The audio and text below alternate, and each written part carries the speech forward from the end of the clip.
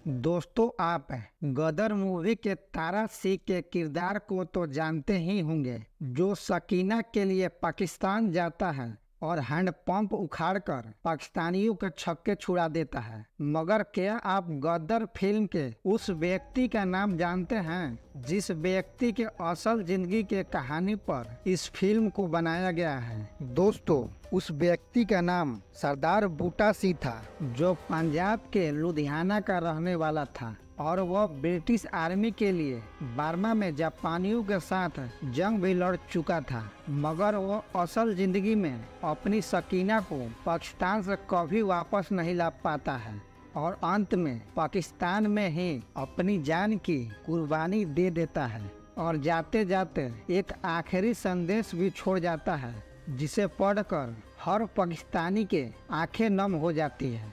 मगर बूटा सिंह की आखिरी इच्छा क्या थी और क्या कभी उसकी आखिरी इच्छा पूरी होती है? और वो लड़की कौन थी जिसके लिए वो अपनी जान के बाजी लगा देता है? बूटा सिंह की पूरी कहानी जानेंगे आज के वीडियो में। यकीन मानिए दोस्त, जब आप पूरी कहानी को सुनेंगे तो आपकी भी आंखें नम हो जाएगी। कहानी की शुरुआत होती है भारत पाकिस्तान के बंटवारे के समय से। सन 1947 में पंजाब को दो हिस्सों में बांट दिया गया था, जिसके वजह से दोनों देशों के लोग अपने अपने देश में पलायन कर रहे थे। उस समय पाकिस्तान में हिंदुओं और सिखों पर जबरदस्त अत्याचार हो रहा था, इसलिए भारत के लोग बहुत ही ज्यादा गुस्से में थे। तभी एक दिन पाकिस्तान की ओर जा रही एक काफिले पर गुस्साए लोग हमला कर देते हैं, जिन्हें उस समय दंगाई कहा जाता था। और जिस काफिले पर हमला किया गया था, उस काफिले में एक जैनब नाम की लड़की भी थी, जो अपने परिवार के साथ पाकिस्तान जा रही थी। हमले के बाद काफिले में भगदड़ मच जाती है और लोग अपनी अपनी जान बचाने के लिए इधर उधर भागने लगते हैं। और इसी भाग दौड़ में जैनब अपने परिवार वालों से बिछड़ जाती है। जैनब देखने में एक बहुत ही सुंदर लड़की थी, जिसे देखते ही किसी को भी उससे प्यार हो जाए। तभी दंगाइयों की नज़र इधर उधर भागती हुई जैनब पर पड़ती है। जैनब को देखते ही दंगाइयों को वो हर घटना याद आने लगती है जो पाकिस्तान में हिंदू और सिख महिलाओं के साथ किया जा रहा था, और वे बदला लेने के लिए जैनब के साथ भी वैसा ही करना चाहते थे। मगर इससे पहले वह जैनब को पकड़ते हैं। जैनब वहां से भागने लगती है और भागते भागते वह खेतों में पहुंच जाती है, जहां वह एक बूटा सिंह नाम के लड़के से टकरा जाती है, जिससे बूटा सिंह जमीन पर गिर पड़ता है। जब बूटा सिंह गिरते गिरते जैनब को देखता है तो उसे देखता ही रह जाता है। उसने अपनी जिंदगी में जैनब जितनी सुंदर लड़की कभी नहीं देखी थी और वह एक मिनट के लिए सब कुछ भूल जाता है। तभी उसे एहसास होता है कि दंगाइयों की एक भीड़ उसी के तरफ आ रही है और वो समझ जाता है कि यह भीड़ जैनब को मारने के लिए आ रही है। फिर वह जैनब का हाथ पकड़ता है और वहां से भागते भागते एक घर में जाकर छिप जाता है। तभी दंगाई भी वहां पहुंच जाते हैं और दोनों को ढूंढने की भरपूर कोशिश करते हैं, पर वे दोनों एक ऐसी जगह छिप गए थे कि दंगाई उन्हें देख नहीं पा रहे थे और अंत में सभी वहां से चले जाते हैं। दंगाइयों के चले जाने के बाद बूटा सिंह जैनब को अपने घर ले जाता है और जैनब को अपने घर पर रखने के बात कहता है। मगर बूटा सिंह के माता पिता जैनब के मुस्लिम होने के कारण घर पर रखने के लिए तैयार नहीं होते हैं, पर बूटा सिंह का मन एक अकेली लड़की को ऐसी हालत में छोड़ने के लिए तैयार नहीं था और यही बात वो अपने परिवार वालों को भी समझाता है और अंत में परिवार वाले भी बात को समझ जाते हैं और जैनब को अपने घर में रहने के लिए पनाह दे देते हैं। धीरे धीरे ऐसे ही समय गुजरता है, फिर वे दोनों एक दूसरे को पसंद करने लगते हैं। जब यह बात बूटा सिंह के परिवार वालों को मालूम चलती है तो वे दोनों का साथ में शादी करा देते हैं। शादी के बाद इनके दो बेटियां भी होती हैं, जिनका नाम दलबीर कौर और तनवीर कौर रखा जाता है। और ऐसे ही 10 साल और गुजर जाते हैं। और अब समय था 1957। जैनब अब तक सिख धर्म भी अपना चुकी थी और वो अपने परिवार के साथ बहुत खुश थी।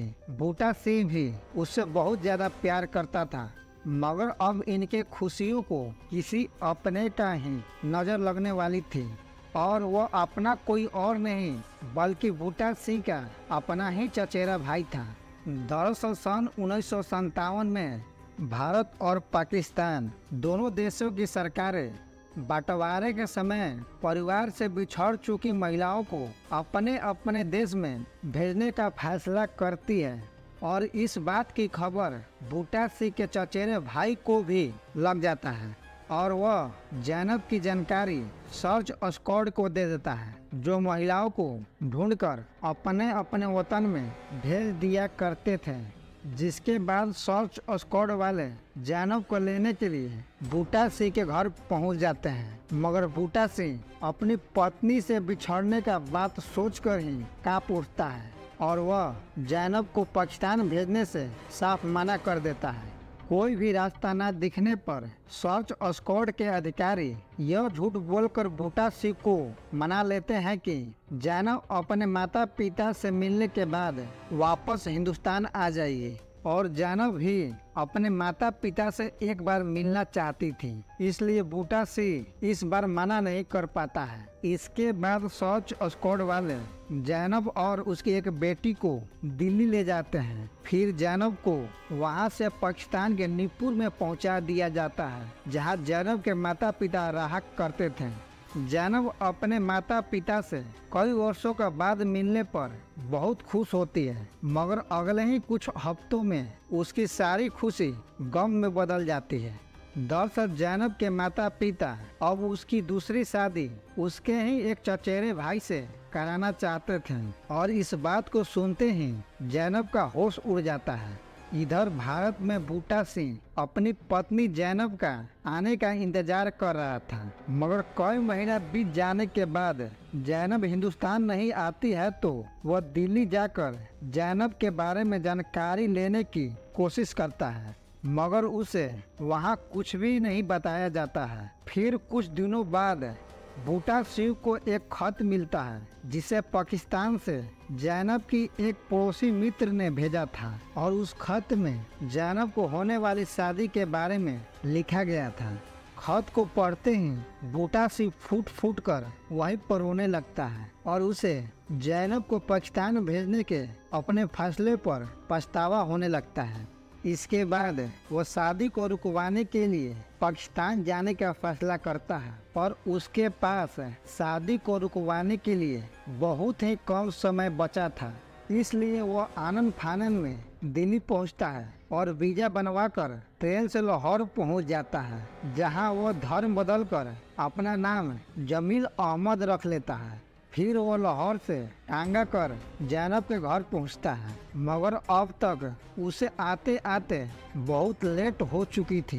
बूटा सिंह को वहां पहुंचने से कई महीने पहले ही जैनब की शादी हो चुकी थी। इसके बाद जैनब के परिवार वाले बूटा सिंह को बहुत बुरी तरह से पीटते हैं और पिटाई करने के बाद पाकिस्तानी पुलिस के हवाले सौंप देते हैं।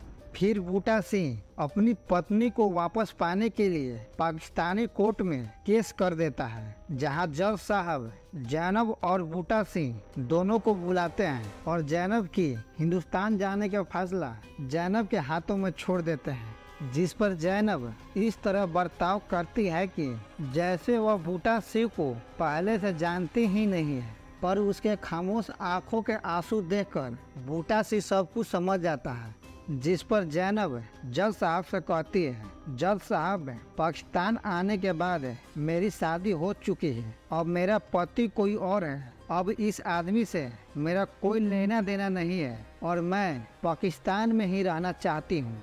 यह बात सुनते ही बूटा सिंह की आंखें भर आती हैं और वो कोर्ट में ही फूट फूट कर रोने लगता है और वह रोते हुए जज साहब से गुहार लगाता है कि जैनब ये सारी बातें दबाव में कह रही है, मगर कोई भी उसका बात सुनने के लिए तैयार नहीं था और जज साहब बूटा सिंह को अपनी बेटी के साथ हिंदुस्तान जाने का फैसला सुना देते हैं।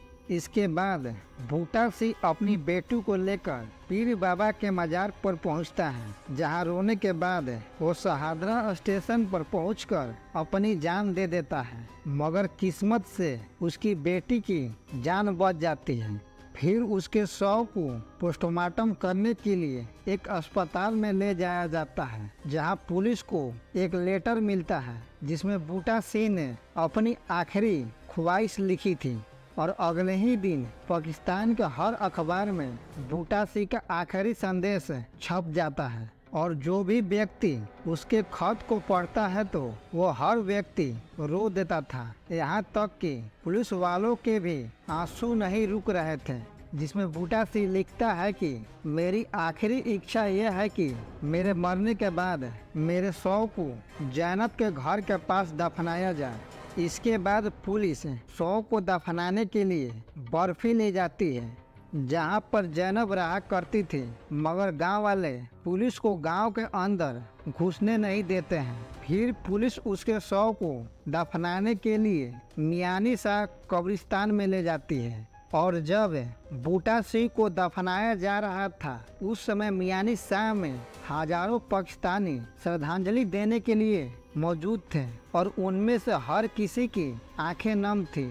पर दुख की बात यह है कि जिस जैनब के लिए बूटा सिंह अपने मुल्क को छोड़कर इतनी दूर आया था वह वहां पर मौजूद नहीं थी। शायद वह एक पल के लिए भी आ जाती तो उसके आत्मा को शांति जरूर मिल जाती, पर यह कोई फिल्म नहीं था जहां पर हर तारा सिंह को अपनी सकीना मिल जाती है। यह तो असल जिंदगी की कहानी थी, और असल जिंदगी की कहानी ऐसी ही होती है। यहाँ पर कोई हैप्पी एंडिंग नहीं होता है।